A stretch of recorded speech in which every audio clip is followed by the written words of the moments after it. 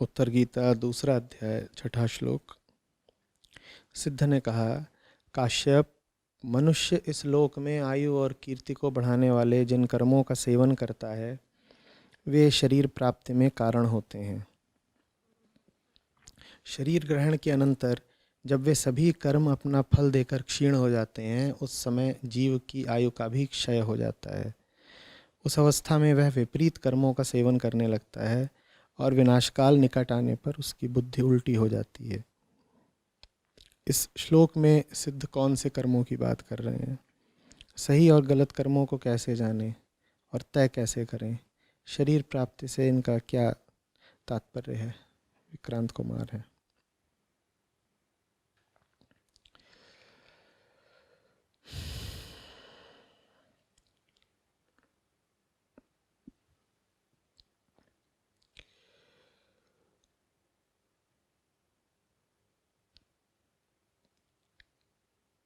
शरीर क्या है और अहम वृत्ति का शरीर से संबंध क्या है?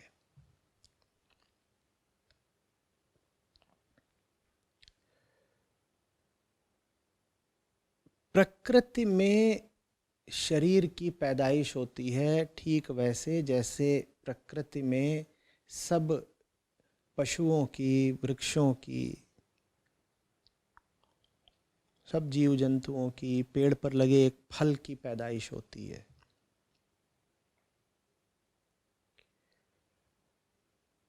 इन सब की अपनी एक जीवन अवधि होती है।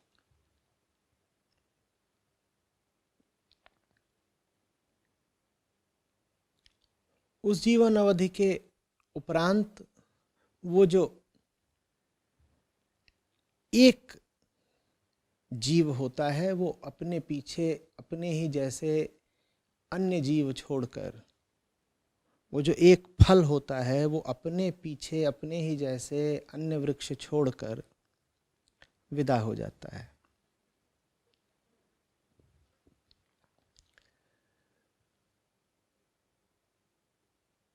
मनुष्य प्रकृति में थोड़ा अलग इसलिए है क्योंकि प्रकृति का ही एक तत्व अहंकार मनुष्य में प्रबलता से पाया जाता है।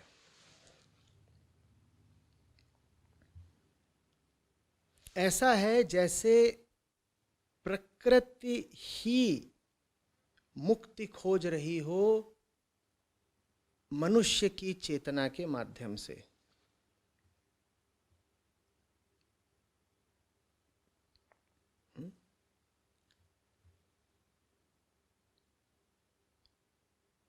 जन्म होता है, जन्म शरीर का ही नहीं होता, जन्म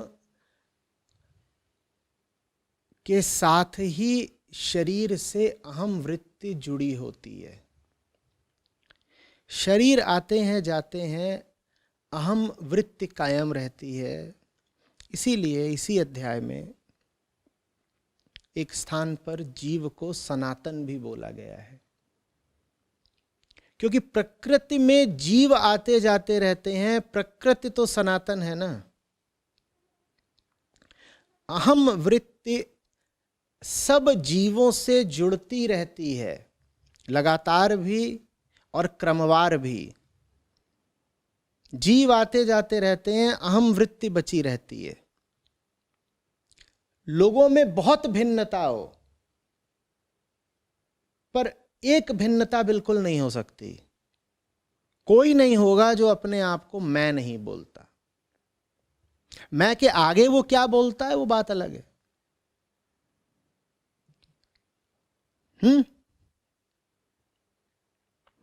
मैं पुरुष, मैं स्त्री, मैं हिंदू, मैं मुस्लिम, मैं छोटा, मैं बड़ा, मैं काला, मैं गोरा, मैं ज्ञानी, मैं अज्ञानी, मैं सुरेश, मैं रमेश।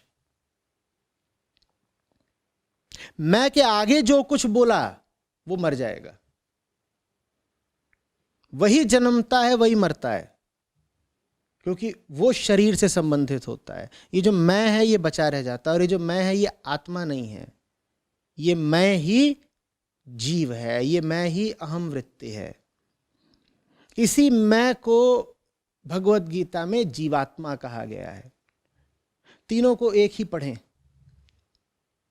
मैं, मूल अहंता और जीवात्मा, ये तीनों एक है। तीनों में से कोई भी सत्य नहीं, तीनों में से कोई भी आत्मा नहीं, बल्कि ये तीनों प्रकृति से, माया से, अविद्या से संबंधित हैं। पर जैसे माया अनादि है, जैसे प्रकृति अनादि है, वैसे ही अहम वृत्ति भी सनातन है।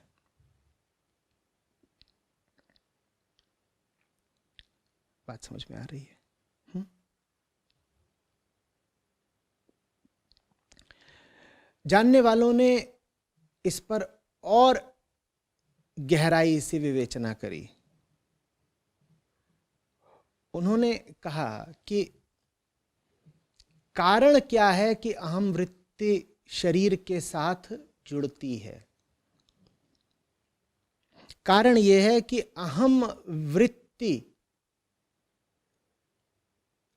होती ही इसलिए है क्योंकि वो अपने आप को भुलाए हुए है। अहम वृत्ति ऐसी है जैसे कि आत्मा ने लीला करके खुद को भुला दिया हो। है तो वो आत्मा, मान अपने आप को कुछ और रही है, जैसे उसने खुद को ही विस्मृति की कोई गोली खिला दी हो, जैसे कोई जानते बूझते सब कुछ भूलने का स्वांग करे। ऐसी है अहम वृत्ति, आत्मा के बहुत निकट, आत्मा से ही उठी हुई, पर आत्मा को भूली हुई। आत्मा को भूली हुई है, इसीलिए थोड़ी बेचैन है। जैसे कि कोई अपने घर से बाहर निकला हो और घर का रास्ता भूल गया हो। घर का रास्ता भूल गया है तो अब बेचैनी अनुभव करता है, जगह जगह ठौर ठिकाना तलाशता है। दो जगहें जहां वो ठौर ठिकाना तलाश सकता है वो इस उद्धरण में मौजूद हैं, आयु और कीर्ति। अहम बेचैन रहता है, व्यग्र रहता है, पर आसानी से ये मानता नहीं कि उसे आत्मा चाहिए। वो कहता है शायद मेरी बेचैनी दूर हो जाएगी लंबी आयु से और ऊंची कीर्ति से। अब लंबी आयु से अगर आपकी बेचैनी दूर होनी है, ऊंची कीर्ति से दूर होनी है, तो निश्चित रूप से आपको एक शरीर को पकड़ के रखना होगा। आयु और किसकी होगी? और अगर आपको कीर्ति चाहिए तो आपको समाज को पकड़ के रखना होगा। कीर्ति और कहां मिलेगी? तो इसलिए जीव बंधा रहता है शरीर से और समाज से। जैसा कि यह श्लोक बताता है, मनुष्य इस लोक में आयु और कीर्ति को बढ़ाने वाले कर्मों का सेवन करता है ना। हम घबराते हैं ना बहुत, अगर जान चली जाए तो भी घबराते हैं, इज्जत जा रही हो तो भी घबराते हैं। जान का जाना और इज्जत का जाना दोनों हमें बिल्कुल कपा जाता है ना। वो इसीलिए क्योंकि अहम वृत्ति ने अपने अंधेपन में, अपने ही अंधविश्वास में यह फैसला कर लिया कि बड़ा आनंद है अगर शरीर लंबा चले, और बड़ा आनंद है अगर शरीर की मृत्यु के बाद भी हम लोगों की स्मृतियों में जिंदा रहें। देखो मिल गई ना अमरता। पहले तो खुद जिए और जब मर भी गए तो लोगों के मन में जिए, अमरता मिल गई ना। अब ये अमरता की बड़ी झूठी तलाश है। वास्तव में अहम को जो अमरता चाहिए उसे मिलनी कहां थी? आत्मा में। पर आत्मा को तो उसने भुला ही दिया है। तो वो अमरता को इन आड़े तिरछे तरीकों से तलाशता है। आयु के माध्यम से कि मरे नहीं, लंबा जिए, और फिर संतान के माध्यम से और कीर्ति के माध्यम से कि हम मर भी जाएंगे तो हमारा निशान शेष रहेगा। देखा है ना, पुराने राजा लोग अपने पीछे कैसी कैसी इमारतें छोड़ के जाते थे। कोई ऐसा है क्या कि उनको शिल्प कला या स्थापत्य कला से बड़ा प्रेम था? तो ये था कि देखो हम नहीं, हमारा मकबरा तो है, हम मरे कहां? मैं नहीं मरा, खड़ा है मकबरा। समझ में आ रही बात? ये सब जीव की आत्मा को तलाशने की बेहुदा कोशिशें हैं, जिनसे मिलता कुछ नहीं, पर झूठी सांत्वना पाकर मन बहला रहता है। बात आ रही समझ में?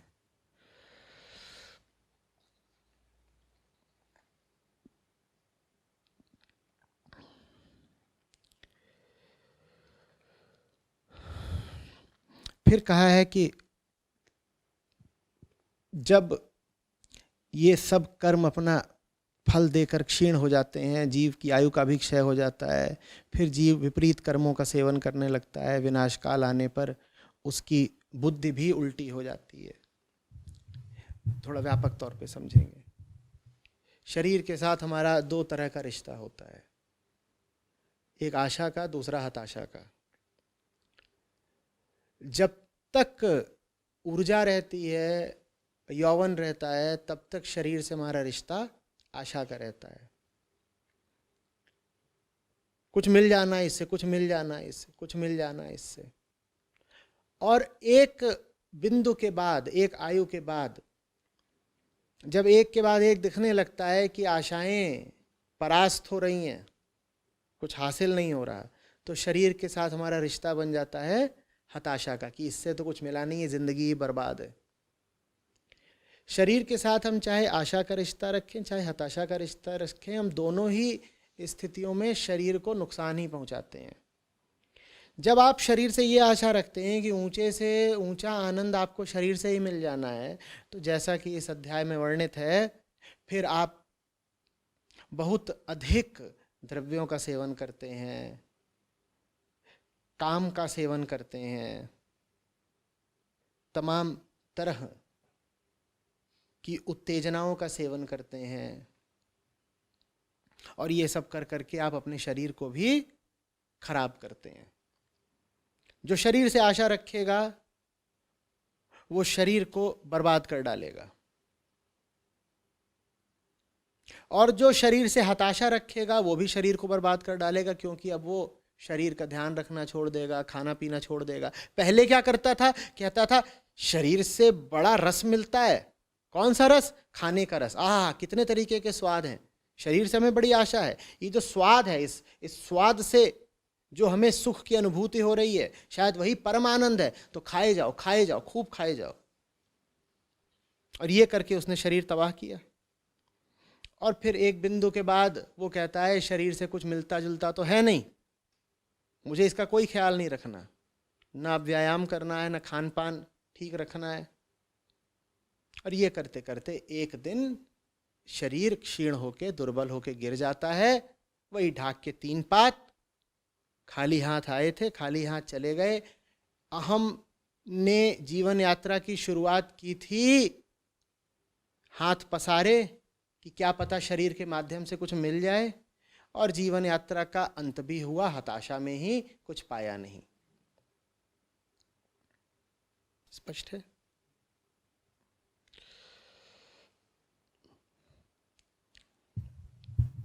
फिर पूछा है सही और गलत कर्मों को कैसे जानें और कैसे तय करें। सही और गलत कर्म किसके लिए हैं? कर्ता के लिए है ना, तुम्हारे लिए है जो उन कर्मों को करेगा। तुम पहले देखो कि तुम्हें करने की ज़रूरत क्या है। जो करने की तुमको वास्तव में आवश्यकता हो वो कर्म सही है। जो तुम कर्म यूं ही बेहोशी में करे जा रहे हो वो कर्म सही नहीं है। बस यही है तय करने का तरीका। तुम वो हो जो व्याकुल हो, तुम वो हो जो आंखें फाड़े 10 दिशा में देखते हो कि शांति मिल जाए। जो कर्म तुमको शांति की तरफ ले जाए वो सही कर्म है, जो कर्म तुम्हारी अशांति को और गहरा करे वो गलत कर्म है। इसके अलावा कोई और पैमाना नहीं।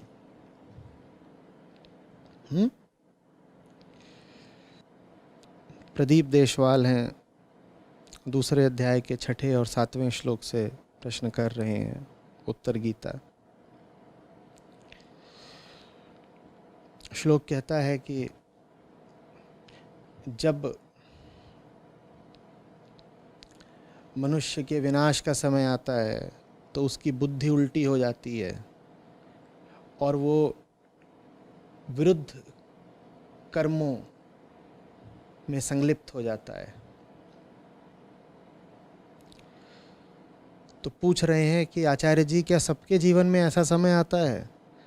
अगर आता है तो हम पहचान क्यों नहीं पाते? ये विरुद्ध कर्म कौन से होते हैं और हम उन्हें क्यों करने लग जाते हैं? कृपया समझाएं। समय आता है, समय बार बार आता है, ज़्यादा समय ऐसा ही रहता है। धर्म ग्रंथों का बहुत प्रयोजन शरीर से नहीं होता। शरीर को स्वस्थ इत्यादि रखने मात्र के लिए धर्म ग्रंथ नहीं लिखे गए हैं। तो जब धर्म ग्रंथ अंत की बात करें तो वो भी सिर्फ शारीरिक अंत की बात नहीं कर रहे हैं। शरीर का अंत तो कदाचित एक बार होता है, शारीरिक मृत्यु के समय। मानसिक मृत्यु हमें बार बार मिलती है। तो जिस समय की भी यहाँ बात हो रही है वो समय भी एक बार नहीं आता, बार बार आता है। धर्म ग्रंथ अगर अंत की बात कर रहे हैं तो उसे बस शारीरिक अंत मत मान लीजिएगा, मानसिक अंत। क्योंकि सब धर्म ग्रंथों का उद्देश्य शरीर की नहीं शांति बल्कि मन की शांति है। तो कह रहे हैं कि क्या सबके जीवन में समय आता है जब बुद्धि उल्टी हो जाती है और आदमी ऐसे काम करने लगता है जो उसे उसके विनाश और अंत की ओर ले जाते हैं?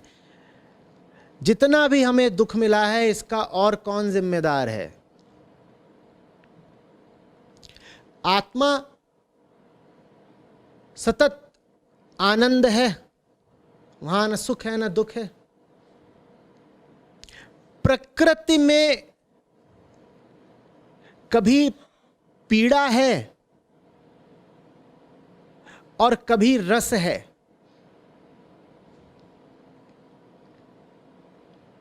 पर प्रकृति में भी सुख दुख नहीं है।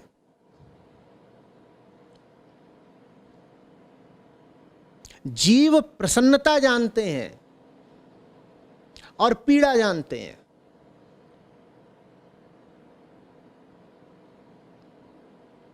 पर सुख दुख बहुत मानसिक बातें हैं।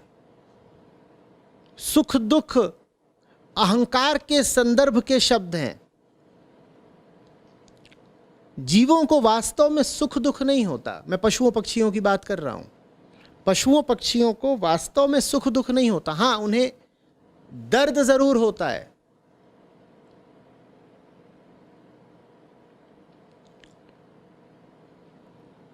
कह सकते हो दर्द होता है, कह सकते हो हर्ष होता है, कह सकते हो पीड़ा होती है, कह सकते हो प्रसन्नता होती है, कह सकते हो पेन होता है, कह सकते हो प्लेजर होता है, पर सुख दुख नहीं।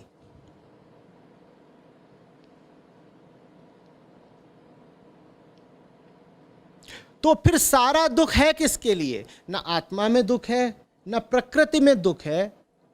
सारा दुख फिर है किसके लिए? सारा दुख मनुष्य के लिए ही है।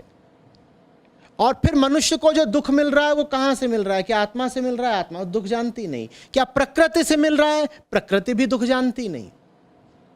मनुष्य को जो सारा दुख मिल रहा है उसकी अपनी अहंता से मिल रहा है। यही बात इस श्लोक में समझाई गई है। तुम्हारी अपनी बुद्धि ही, तुम्हारा अपना चाल चलन ही तुम्हारे सारे दुखों का कारण है। आनंद हो तुम्हारे जीवन में तो उसके कारण तुम नहीं हो, उसका कारण आत्मा है। और दुख है अगर जीवन में, तो उसका कारण सिर्फ और सिर्फ व्यक्ति स्वयं है, अहंकार स्वयं है। किसी दूसरे को दोष न दे।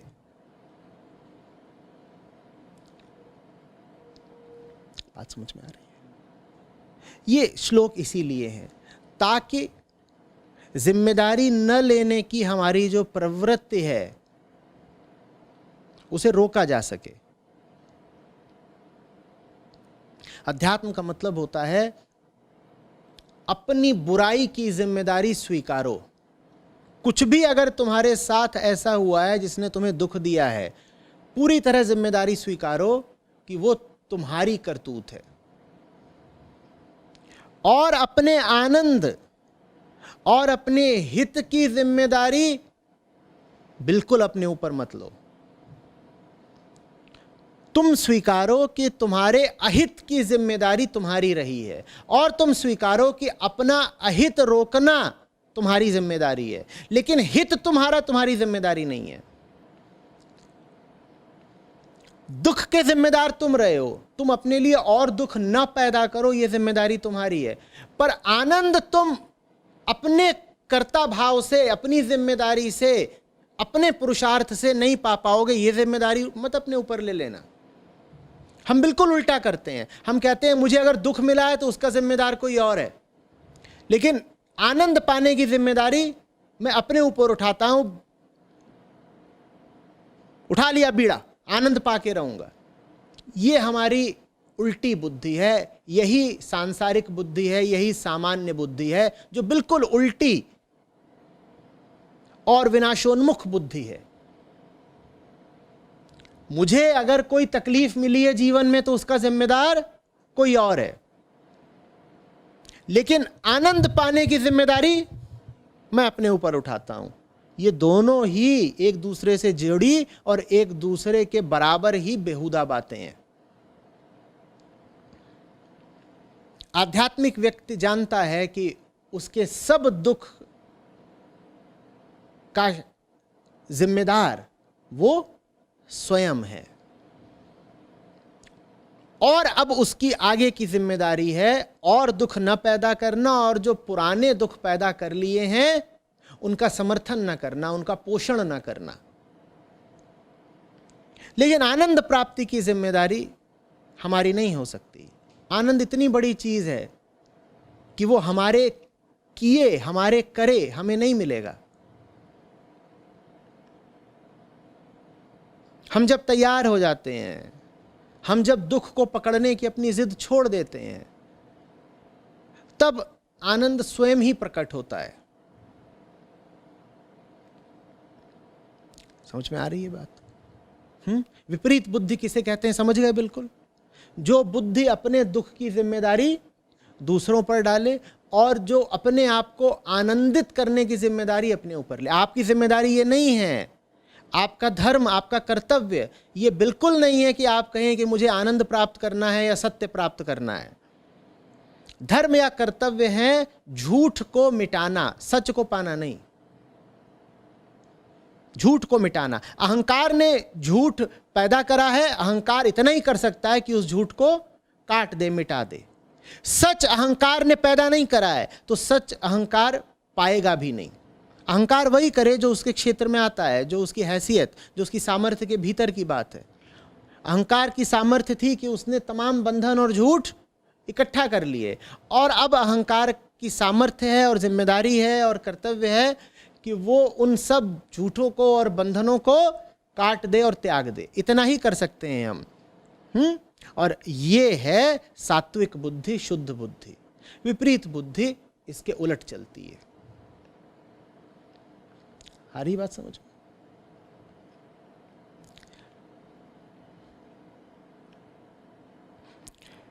ये विरुद्ध कर्म हम क्यों करने लग जाते हैं? हम पहचान क्यों नहीं पाते कि ये सब विनाश की तरफ ले जा रहे हैं? क्योंकि हमें अपने आप पे बड़ा भरोसा है, क्योंकि हम जैसे रचे गए हैं।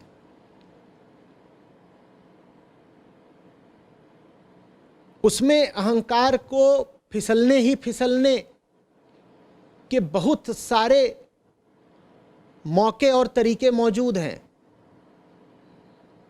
आदमी है और दुनिया है, इसमें वो फिसलेगा नहीं तो क्या करेगा?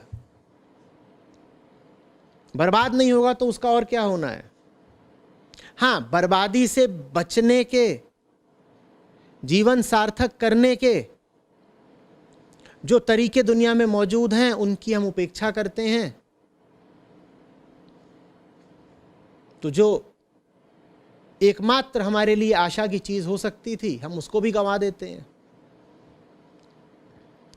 99.9% दुनिया है ही ऐसी कि उससे जितना तुम गहरा रिश्ता बनाओगे उतना अपना पतन करवाओगे,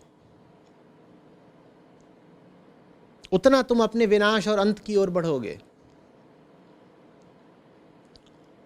और जो 0.1 जगहें ऐसी हैं, दरवाजे ऐसे हैं, व्यक्ति ऐसे हैं, अवसर ऐसे हैं जहां पर तुम बच सकते थे, उनकी तुम पूरी पूरी उपेक्षा कर देते हो। पहली बात तो वो हैं ही बड़े कम, हैं ही बड़े विरल, 1000 में 1, तो उनको पाना ही बड़ा मुश्किल। 999 तो जगहें ही झांसे की है, 1000 में से 1 जगह, 1 मौका मुक्ति का होता है, और मुक्ति का वो जो मौका होता है उसको हम जरा भी कीमत और इज्जत देते नहीं, क्योंकि हमें अपने आप पे पूरा भरोसा है कि हम खुद ही अपना हिसाब किताब ठीक कर लेंगे। यही विनाशकारी बुद्धि होती है।